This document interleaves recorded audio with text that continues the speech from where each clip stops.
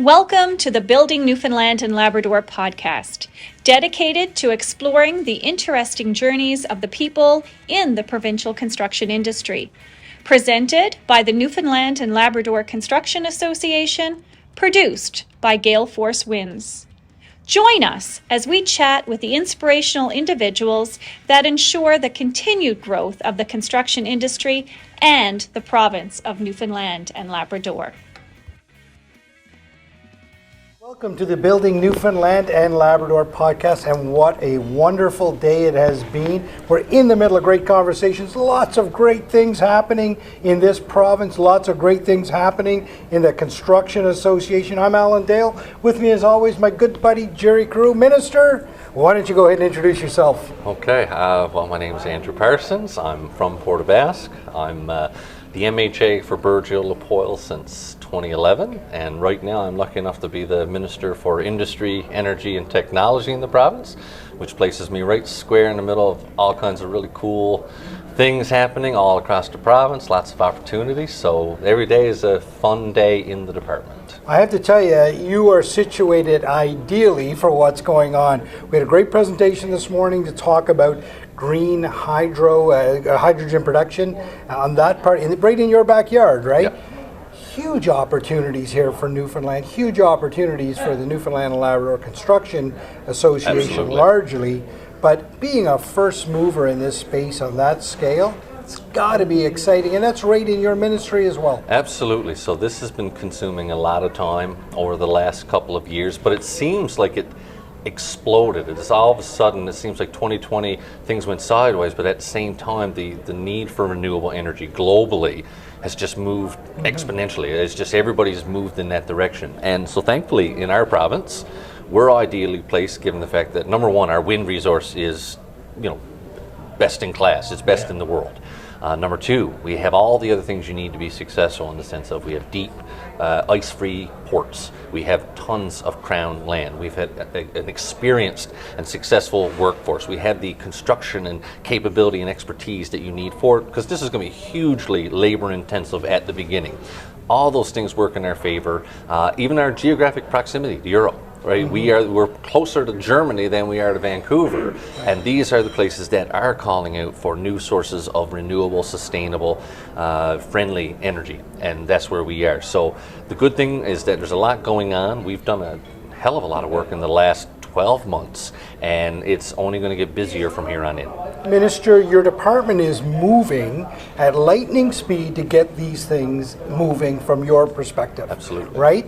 And you've got academic institutions in the room here that are swirling around trying to figure out, how do we meet that demand? How do we train people for that emerging workforce? And then you've got industry swirling around saying, how can we participate in this? Absolutely. When you see industry, government, and academia coming together like this, wow, it's going to be a beautiful solution. It's awesome. I mean, coming from being in the justice days where it felt like every day was so serious, and they are serious matters, where I come to this, which also is serious, but it's exciting because there's opportunity, there's potential. And yes, we've got MUN, CNA, or other post-secondary institutions, even our high schools. I'm trying to get to them to make people realize like the opportunity you have to get a great job in this province that pays well, that's fulfilling, and you can stay here in Newfoundland and Labrador is huge. Then you get industry is excited. I mean, this is a great opportunity for them. Everything is coming together. We all going in the same direction, but it's like anything that's brand new. You need to set yourself up, but at the same time, as fast as you want to move, we have to have a check and balance due diligence system, because as much as we want to do, as good as we want to do, we don't want to unintentionally anybody set ourselves up for failure. We have to build that strong foundation that will help get us where we need to be, because this is not something that's going to be for the next 3-4 years. This is something that goes on and goes on. So there's a bit of a bit of a nervousness to it as well, a good nervousness. Right. So when you're nervous and excited to work every day, it's awesome. Yeah. But everybody's communicating. There's consultation Totally. happening across the board. Everybody's talking about Yep. how they fit into this thing, not in terms of one getting ahead of the other, but how do we all work well together here? So I just said something when I was in talking to the membership, and increasingly I don't look at things in the department, and again, I'm just one part of a really awesome department. Like, I'm surrounded by these people. They're actually doing all the hard work. I just get to talk about it. Right. They're doing all the amazing work. But increasingly, instead of saying from the government perspective, I am right, we're saying to ourselves, am I right? Mm-hmm. Am I right, with that question mark on the end? And that's why we're consulting with everybody. We need to talk to industry, because some of the players here, look, they've got companies and partners that have been elsewhere in this sector. Right. So we're talking to all of them, and because we're saying, what is it we need to do? Because there's so many different moving parts. There's the construction, then you move into operation and maintenance, then we move into like the fiscal framework that we need to establish, then there's the environmental framework whenever you're talking about natural resources. There's so many different parts. But when, like you say, you walk into a room like this, and you know what? It's just exciting. Everybody sees opportunity. There's not like times in this province's history where, what's next? We don't know. We know what's next. We know that we're going to be a part of it. How do we get there and get the best out of it? Yeah. Minister, I want you, this is a tough question. I'm going to throw you a tough question here. Newfoundlanders have a way of really stepping up, and this is a complicated project they're about to face here. This has not been done before on this scale. And yet, Newfoundlanders tend to take on those projects, embrace them, and create great success. What is the recipe for success in this province? What is the secret sauce? Well, I think when you live and have grown up on a rock in the middle of the Atlantic Ocean, you develop a sense of resiliency and perseverance. It's also the same reason why our people are so funny. Yeah. It's just, these are the things you need to do to survive in tough circumstances. So you fast forward that to where we've also at times we've had to go away to get these jobs. We've had to go away. We've all had friends and family that have done that. So when they see an opportunity like this to stay home, have meaningful, well-paid, fulfilling work, that's huge. Again, you look at the industries we've had, there's no shortage of hard work here, but even from, look, we had no experience going into oil and gas. Yeah. That was a brand new industry here. It had to be built. So we took from the best.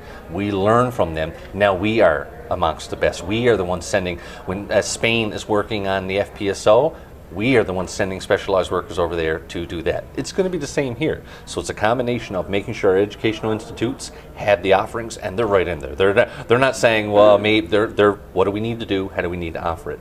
Looking elsewhere to see how they've done it. No need to reinvent the wheel. Yeah. Taking some of our already consistent, like we've got job skills from these other fields that we've done. A lot of these can transition right into this newer, different industry. It's distinct, many similar same skill sets, and then you throw in the fact that, look, if I can work hard, make a good living, stay home, and see my friends and grow up here, all that together means there's more of a, people really want it to work. Yeah. Yeah. People want this to happen. It's not like, well, it may or may not. People want it to succeed, for all those reasons. Like, people want to stay here. Why wouldn't you? It is, no offense to our good neighbors, everywhere else. Everybody wants to be, if you're from this province, you want to be here. So there'll be lots of people that are from this province that are working elsewhere. They'll be looking at this, how do I get home? I've heard from them, even after we announced the lifting of the wind moratorium and then moving forward in terms of process. I heard from a woman from this province who's actually into the wind industry down in the States. Right. And said, Mom and Dad just told me that this is going on in Newfoundland and Labrador. I might have a chance to come home and do my job in Newfoundland and Labrador. Something that she probably never expected with that particular skill set. And when you just get one email like that, it's like, okay, we're on. That must make your day when you get an email like that. That's awesome. I mean, it's when you hear that and just like from down, it was just so random but so fulfilling at the same time. Yeah. And that's the other thing about this province, is that we are all connected. I mean, everybody's got that story where you're sitting somewhere else in this world and you hear that accent. Where are you from? And so that's part of why we love being here. We are intrinsically connected to each other and support each other. Lots of bricks and mortar are going to go out there when this all happens. Big buildings going to be made. There's going to be need for the people that are in the Newfoundland and Labrador Construction Association. Absolutely. Tell me about the opportunities that these folks face. Well, when you think of it, okay, so right now the good news is that as of October 1st, we had 31 different opportunities, 73 different projects, 31 proponents coming in the door. So, and that's spanning the entirety of this province in terms of where they want it. For wind. West Coast, wind only. South Coast. Well, it's either a combination of wind/hydrogen, ammonia, or in some places self-generation, so mainly for industry. But there's no part of this province that is not touched by that. The West Coast is hot right now. We look at down in Come-by Chance area, we look at the Avalon, we look at Labrador, we look at Central, we look at the South Coast. Every area has been touched by interest coming in here. So then once we get forward into the the bidding stage and coming in and who's actually going to move forward, the reality is it is absolutely labor intensive. We are talking, depending on the scale of it, because every project is different. Some are smaller scale, some are just for generation, some, especially we're talking about the export, everything is different. But we're talking, when you look at it from a cumulative point of view, thousands and thousands of jobs, skilled labor. We're going to need people from across the gamut of engineering to do this. We're going to need the people that are into construction. And I think you're going to see that for the rest of this decade. Right? Once you get past, the necessary environmental, looking at the site planning and everything like that, this is going to be a great decade for this province. And right now, my biggest fear, a lot of people's biggest fears, is not the how, not the if, it's the do we have enough people? Right. We need to bring people back. Right. And so again, when you look at the fact that we're moving forward into this new industry, we've got an already existing construction industry that there's a lot going on there. When we look forward at our oil and gas, when we look at our mining, construction going on in Central, there's a ton of work. We're going to need more skilled bodies. We're going to need to grow more here in our province. We need to develop more expertise here from people graduating from our K-12 system. We need more engineers. We need more, you just name it. I haven't even mentioned tech yet. Right. And the tech industry is going to touch all this as well. 100%. There's so much to do. So if anything, it's harnessing the energy, harnessing all this interest, and making sure that we move it forward in the right way. Right. What is the right way? Yeah. I can't say for sure. I got to listen to a lot of other smarter people than me to figure that out. My wife's a teacher, and I think getting into the schools, because a decade of growth is really important. So getting into the schools and motivating these young people to stay here, and it's just important. Right? Absolutely. Like when I look at when I was coming up through high school, I didn't see those opportunities. No. I never thought of them a certain way. It was always, I'm going to go to the mainland and I'm going to go to the university. That was how I thought. Now that's not the case. And I'm talking to my grade 7 and he's really into coding. I'm like, man, you can keep her going. You can do that here. Yeah. You can train here. You can work here. There's a ton of companies. And how is that going to apply to everybody else? When I talk to kids about engineering and technologists, it's just so much. Yeah. And but like anything, we have to drill this into their heads. Right. We're not just going to hope that they do this. We need to get into educators' heads, administrators' heads, parents' heads, kids' heads. Right. We need kids to see other young people, and that's a big part of what I spend my time doing, is getting other really young people that are doing cool stuff and saying, well, you need to talk to all these kids across the province. Right. If you're a young person in Nain, or if you're down at Burgeo, or if you're from downtown St. John's, it does not matter. You can get trained here, you can get educated here, and stay here. Yeah. It's awesome. Well, this is what the Construction Association is doing, Alan. Like, they're having a voice like this, bringing you on, having this conference.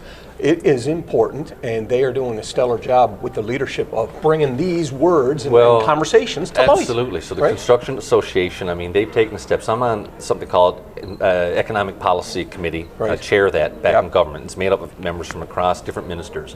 They've been in to sit down in front of us and tell us, look, here is what we're trying to do. Here's the challenges that we have, because we need to help them address these challenges, because their challenges are our challenges. Right. More importantly, here's the opportunities. But with every opportunity, you need to prepare for that. You're not just going to succeed because the opportunity is there. You need to prepare yourself for that success.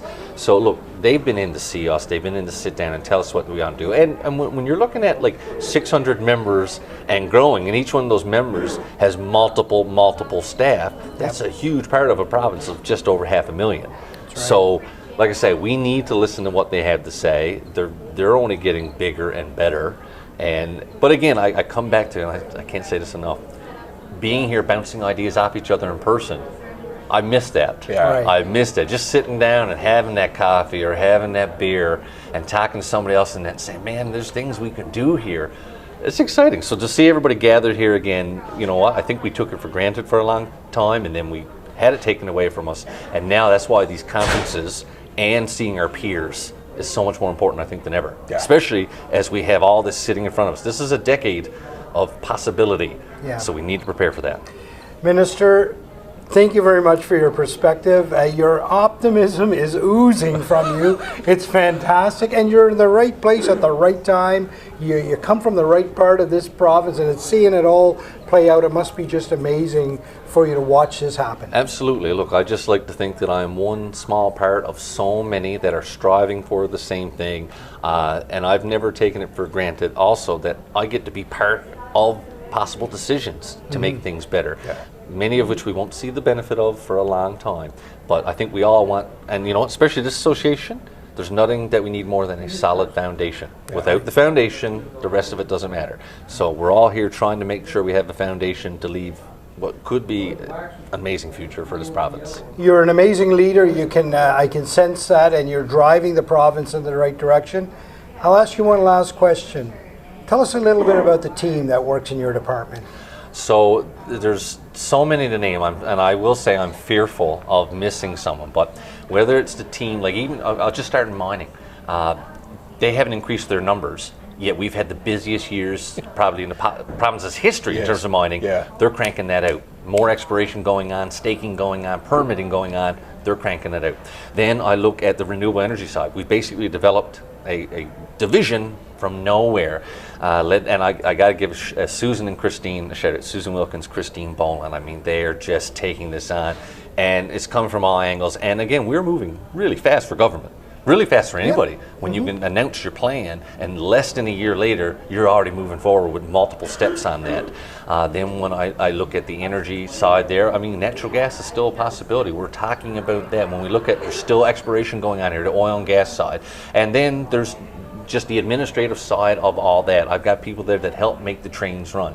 Then most importantly is the people that, listen, I get to stand here and say all these smart things, but there's smart people that actually make sure I know what I'm talking about. I'm looking at one of them standing right there. I'm looking at them right now. Behind the camera. But people forget that, look, you could have all the opportunity you want in the world. If you cannot communicate it, it does not matter. We need people in this province, and more importantly, everywhere else, to realize the opportunities we have here. So it has to be good, sharp messaging and information that people realize, look, this is what's here. Come, be a part of it. So, look, I'm in the best department in government. I don't care what other ministers you talk to. I have the best department, and from top to bottom, from the people at work, the geoscientists, going over to the people involved in the oil, you know, the engineering, going to the administrative side, the HR side, like, they're on wheels. They're constantly pushing. I couldn't ask, like, I'm part of the rock stars of government.